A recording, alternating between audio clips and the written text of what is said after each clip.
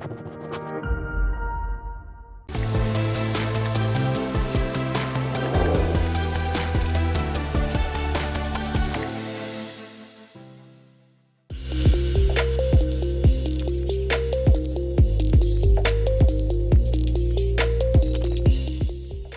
안녕하세요. 한성대학교 AI 응용학과의 강미선입니다.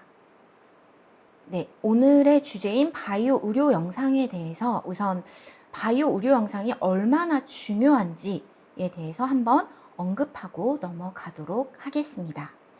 일단 진단을 할 때 그 영상의 뭔가 효과, 얼마나 좋은지를 평가하기 위해서 이렇게 6단계로 이제 계층적 모델로 구성을 해서 살펴볼 수가 있는데요.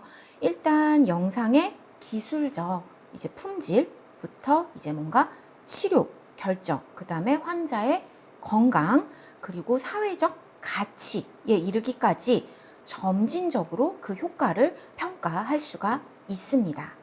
즉, 이제 영상 기술, 그러니까 우리가 소위 말하는 바이오 의료 영상을 통해 가지고 이제 진료 과정에서 환자의 건강 그리고 사회적 가치에 어떤 영향을 주는지를 계층적으로 분석할 수가 있습니다. 일단 첫 번째, 여기 기술적 유효성이라고 되어 있는데요. 요거 같은 경우에는 이제 영상을 얻었을 때 해상도, 노이즈 같은 것들을 포함하는 영상 품질 등을 이제 평가 관점으로 해서 장비가 충분히 좋은 화질의 영상을 생성했는지를 살펴볼 수가 있습니다.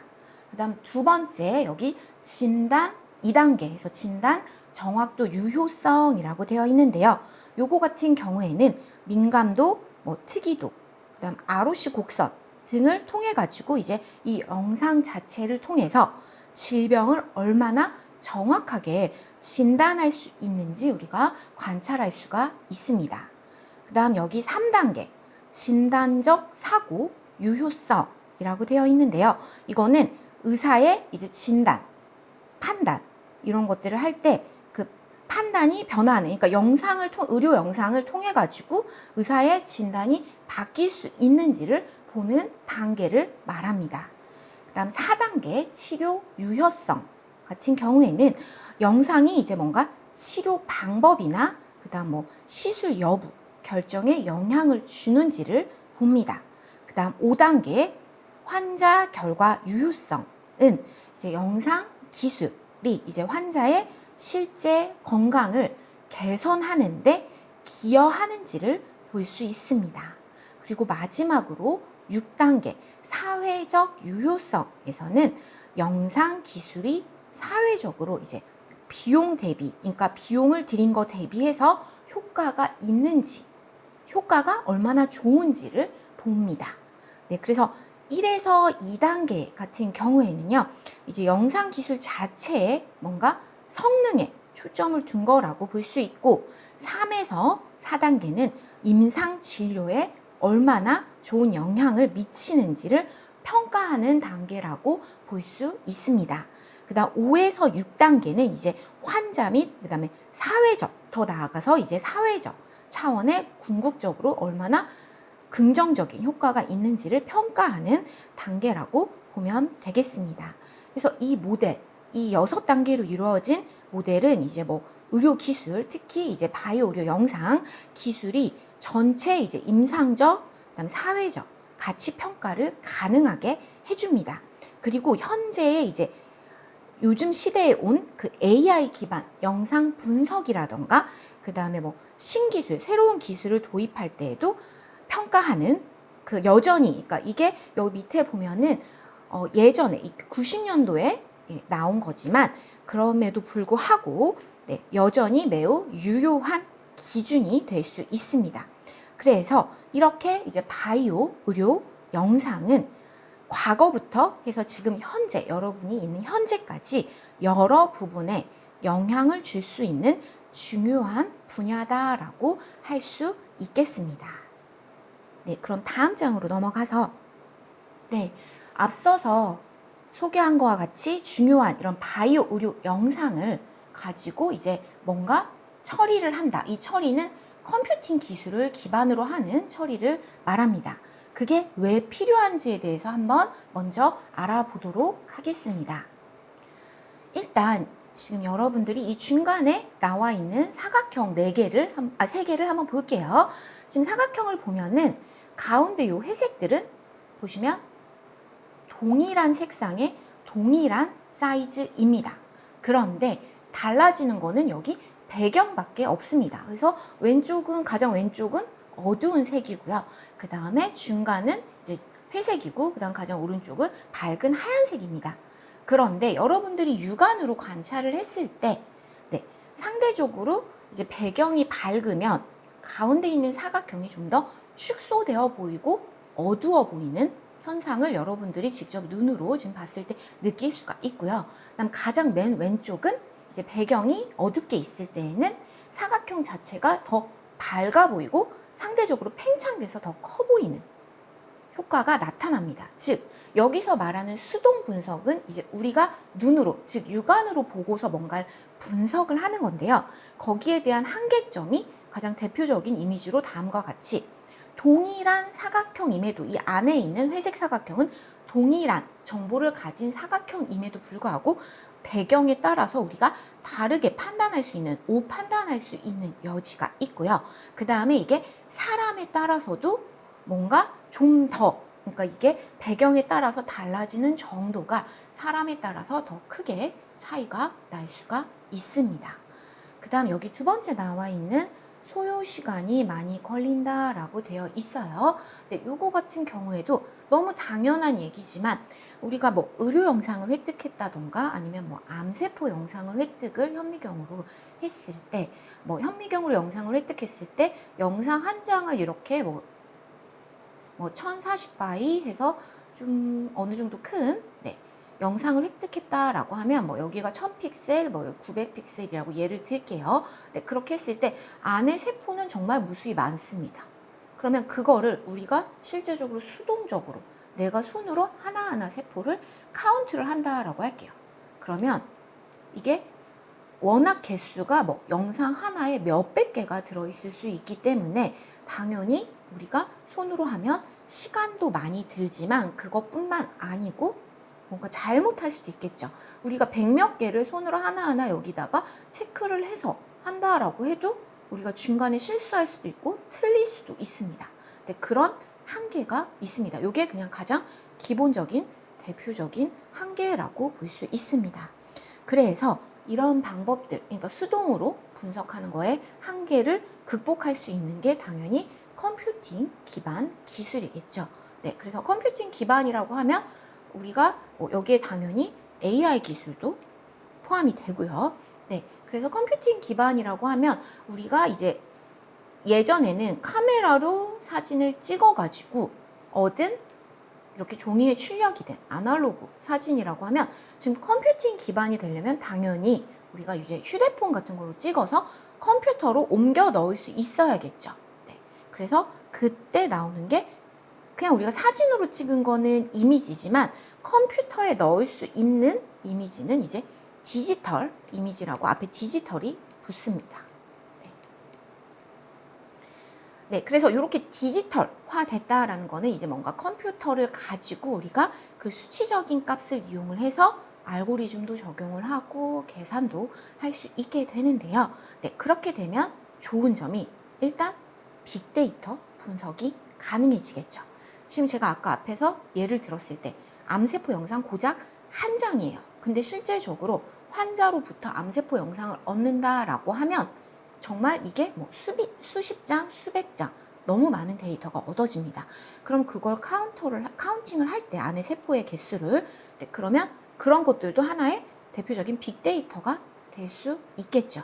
그런 큰 데이터, 실제적으로 우리가 수동으로 분석하기엔 너무 많이 시간이 소요되는 그런 데이터들을 분석할 수가 있게 되고요. 그 다음에 또 컴퓨팅 기술을 이용을 했을 때 이제 뒤에서 영상 디지털화에 대해서도 소개를 할 건데요. 영상이 이렇게 디지털화된 영상이 있으면 이제 여기 점 하나하나를 픽셀이라고 합니다. 그러면 이 픽셀 하나하나에는 실제적으로 내부적으로 보면 숫자 값이 있어요. 그래서 그 숫자 값이 뭐 컬러라고 하면은 RGB 값이 있을 수도 있고, 아니면 흑백이라고 하면 밝기 값에 해당하는 숫자 값들이 있습니다. 그러면 그 숫자 값을 각각 다 가지고 있어서 그 숫자 값이 다 모여져서 이 안에 뭔가 세포라고 하면 이렇게 생긴 세포가 하나 있을 수 있죠. 그러면 이 세포 안에는 각각의 픽셀이 어떤 밝기값, 어떤 숫자 값으로 이루어졌는지, 즉 수치적으로 우리가 값을 다룰 수 있기 때문에 정량적인 분석이 가능해집니다. 그렇기 때문에 당연히 수동 분석보다는 컴퓨팅 기술을 기반으로 분석을 했을 때 우리가 오차도 줄일 수 있고, 그 다음에 훨씬 더 많은 데이터를 효율적으로 더 빨리 할 수가 있겠죠. 그 다음에 아까 앞서서 또 언급했던 최근에 많이 우리가 응용되는 AI 기술도 이렇게 디지털화 되어 있는 이미지는 쉽게 적용해 볼 수 있게 됩니다. 그래서 이러한 이유 때문에 당연히 바이오 의료 영상 데이터를 뭔가 처리하고 분석한다라고 했을 때에는 컴퓨팅 기술이 기반이 된다라고 보면 되겠습니다. 그럼 다음 장으로 넘어가서요. 이제 이런 바이오 의료 영상 데이터를 처리할 때 우리가 필요로 되는 기술들에 대해서 살펴보도록 하겠습니다. 지금 여기에 보면은 이거는 꼭 이 기술만 필요하다라는 게 아니고 그냥 대표적인 기술을 제가 뽑아서 여기 적어 놨는데요. 일단 멀티모달 이미지라고 되어 있죠. 그래서 여기서 말하는 멀티모달이 뭐냐라고 보면은 일단 우리가 의료 영상으로 볼게요. 여러분들이 쉽게 접하는 엑스레이라든가 그 다음에 MRI라든가 그런 거, 그 다음에 CT도 있을 수 있죠. 엑스레이를 이제 뭔가 스택해서 약간 볼륨 데이터. 그 다음에 펫 영상까지도 갈 수 있고요. 이런 식으로 모달리티가 많아요. 그 다음 바이오 영상에서 보면 현미경의 종류도 상당히 많습니다. 형광 물질을 사용을 하는지 안 하는지, 아니면 2차원 2D로 영상을 획득했는지, 3차원으로 획득할 수 있는 컴포컬 같은 현미경을 사용을 했는지, 이런 식으로 멀티모달이라는 거는 동일한 대상임에도 불구하고 예를 들면 암이라고 생각을 할게요. 그러면 암이라고 해서 동일한 대상이 있는데 그거를 이렇게 다양한 멀티모달리티로, 그러니까 다양한 모달리티로 영상을 획득할 수가 있습니다. 그래서 바이오 의료 영상 처리라고 하면 일단 데이터가 있어야 되겠죠. 그래서 그 데이터에 해당하는 게 이게 멀티모달 이미지라고 보면 되겠습니다. 그 다음에 이렇게 이미지가, 즉 데이터가 준비가 됐어요. 그럼 이 데이터는 아까 이미지라고 했죠.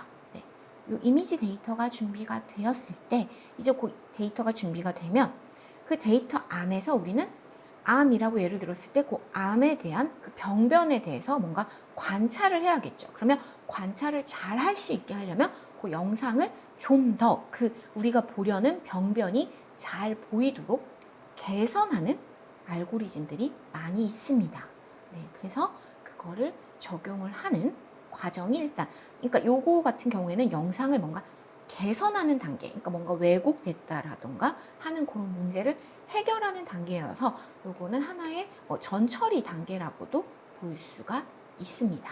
그러니까 분석의 전처리인 거죠. 그러니까 데이터 자체를 좀 더 좋게 만드는 단계라고 보시면 되겠습니다. 그러면 이렇게 전처리가 돼서 영상 화질이 좀 개선이 됐어요. 그러면 그렇게 개선이 된 데이터가 있다라고 하면 이렇게 영상이 있겠죠. 우리가 보려고 하는 암 영역이 이렇게 있다라고 쳤을 때, 그러면 여기 오토매티드 이미지 세그멘테이션이라는 단계가 필요합니다. 그게 뭐냐라고 하면 여기는 배경이에요. 그다음 요 안에는 우리가 보려고 하는 그 오브젝트, 객체, 암 영역입니다. 그러면 요 영역을 우리는 배경을 보고 싶은 게 아니고 이 영역을 보고 싶은 거잖아요. 내가 보고 싶어하는 그 타겟 영역, 그 부분을 잘라내는, 분할해내는, 배경을 날리고 우리가 보려는 객체를 분할해내는 거, 그거를 이렇게 세그멘테이션에서 분할이라고 합니다. 그래서 이미지에서 분할을 하는데 여기 오토메이티드가 붙었어요. 즉 우리가 영상을 보고 마우스로 한 땀 한 땀 한 땀 해서 그 분할을 하는 게 아니고요. 여기 오토메이티드가 붙었죠. 알고리즘을 적용을 해서 어차피 이 영상은 각각 픽셀 안에는 숫자 값이 있으니 그 숫자 값 안에는 컬러 정보가 있을 수도 있고 밝기 값 정보가 있을 수도 있습니다.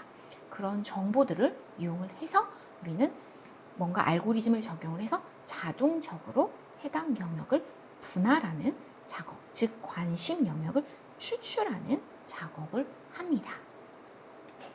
그러면 그렇게 추출이 됐어요. 네.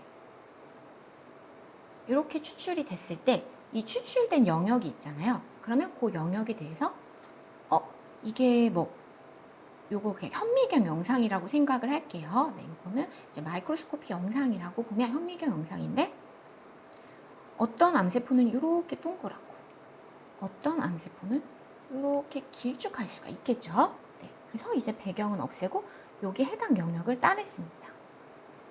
그러면 이게 우리가 눈으로 봤을 때는 이건 동그랗네, 요거는 이렇게 길쭉하네 라는 건 알 수 있어요. 이런 건 우리 눈으로 봤죠. 그래서 각각 객체에 대한 특징을 뽑아낸 겁니다. 그 특징을 이제 수치적으로 컴퓨팅 기술을 통해서 뽑아내는 그 과정을 피처 익스트랙션이라고 해요. 즉 특징 추출인 거죠. 그래서 뭐 여기서는 이거는 이렇게 해서 이 해당 암세포의 영역은 이 픽셀이 몇 개가 있으니까 영역이 몇이구나. 그다음 이거는 여기 픽셀이 몇 개에 포함되니까 영역이 몇이구나. 이거는 원에 가까운 정도가 뭐 90%구나. 요거는 원에 가까운 정도가 80%구나. 이런 식으로의 특징 같은 걸 뽑는 걸 피처 익스트랙션이라고 보면 되겠습니다. 그러면 이제 제가 아까 큰 영상, 현미경에서 얻은 영상은 암세포가 되게 많을 수 있다라고 했잖아요. 그럼 그 중에 지금 하나씩만 본 거예요. 근데 이게 되게 많아요. 그럼 각각에 대해서 이렇게 특징들을 쭉 뽑겠죠. 네, 그럼 그 뽑은 정보를 이용을 해서 클래시피케이션, 분류하는 거예요. 여기서 뭐 이거 세포들은 둥근 형태더라. 여기는 길쭉한 형태더라. 이렇게 분류를 하는 작업을 클래시피케이션이라고 볼 수가 있습니다. 네. 그 다음 여기 피처 셀렉션 같은 경우에는요, 여기 익스트랙션에 포함되는 개념이라고도 볼 수가 있는데요. 보통 이렇게 특징을 저는 예로 이렇게 2가지만 뽑았어요. 근데 2가지 이상을 뽑을 수 있는 거죠. 정말 많은 특징들을 뽑을 수가 있습니다. 그러면 예를 들어 내가 이 세포에 대해서 100개의 특징을 뽑았다라고 할게요. 네. 그러면 100개를 뽑았을 때 여러분들이 들었을 때도 뭔가 이 중에서 특징 중에서 쓸모 있는 게 있을 것 같고 그냥 뭔가 세포마다 다 비슷한 특징이 있을 수도 있겠죠. 봤더니 이 세포들이 동그란 거나 길쭉한 거나 다 똑같은 색인 거예요. 비슷한 색인 거예요. 그러면 그런 특징들은 굳이 이 2개를 분류할 때 쓸 필요가 없겠죠.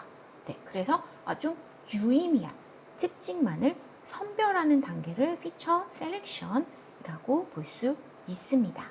그러면 이렇게 해서 특징들도 다 뽑고 그 다음에 그 특징들을 가중해서 좀 뭔가 유의미한 애들을 추출을 이렇게 선별을 하고 그다음 선별된 걸 가지고 이렇게 분류까지 했어요. 그러면 이제 뭔가 데이터에서 정량적인 걸 가지고 데이터를 뭔가 만들었죠. 새로운 정량화된 데이터를 가지고 이제 여기 보면 인텔리전트 이미지 어널리시스라고 하는데요. 요거는 이제 뭔가 여러분들이 소위 말하는 AI 기술을 이용을 해서요. 요 그러니까 분류를 뭐 통계학적으로 분류할 수도 있지만 AI 기술을 이용해서 좀 더 세밀하게 분류를 한다던가, 여기 인텔리전트가 그 AI의 I와 동등한 의미잖아요. 네, 그래서 뭔가 지능형으로 이미지 분석을 할 수가 있습니다. 그래서 뭐 예를 들면 뇌종양 세포에서 이렇게 동글동글한 애는 글리오블라스토마 세포의 특징에서 이렇게 동글동글한 애는 이미 암세포의 활성도가 떨어진 것들이고 이렇게 길쭉한 애는 활성도가 높다라고 판정을 하거든요. 네, 그러면 그런 것도 이제 그런 의미까지도 지능적으로 분석을 하는 과정이 마지막 단계라고 보시면 되겠습니다. 네, 그래서 지금 아까 앞에서 제가 요구되는 기술들이 쭉 나열돼 있었죠. 대표적인 기술들. 네, 그래서 그 중에서도 이제 약간 순서대로 선별을 하면 다음과 같이 전처리가 이제 영상 개선에 해당이 될 거고요. 그다음에 뭐 영상 안에서 이제 관심 영역, 암세포 영상이다라고 하면 그 세포 부분을 따내는 거. 그게 이제 세그멘테이션이 될 수 있을 거고, 그 다음에 그렇게 따낸 영역에 대해서 특징들을 추출하는 과정. 그다음 추출된 특징이 너무 많을 때는 그 중에서 이것들이 좀 유의미하다라고 해서 셀렉션하는 것까지 이 단계라고 보면 되겠습니다. 그다음 마지막에 요 분류, 클래시피케이션은 통계학적으로 분류도 할 수 있고, 그 다음에 AI 기술, 간단한 머신러닝, SVM 이런 것들을 이용을 해서 분류하는 단계까지로 쭉 살펴보도록 이제 요 단계대로 한번 훑어보도록 하겠습니다. 네.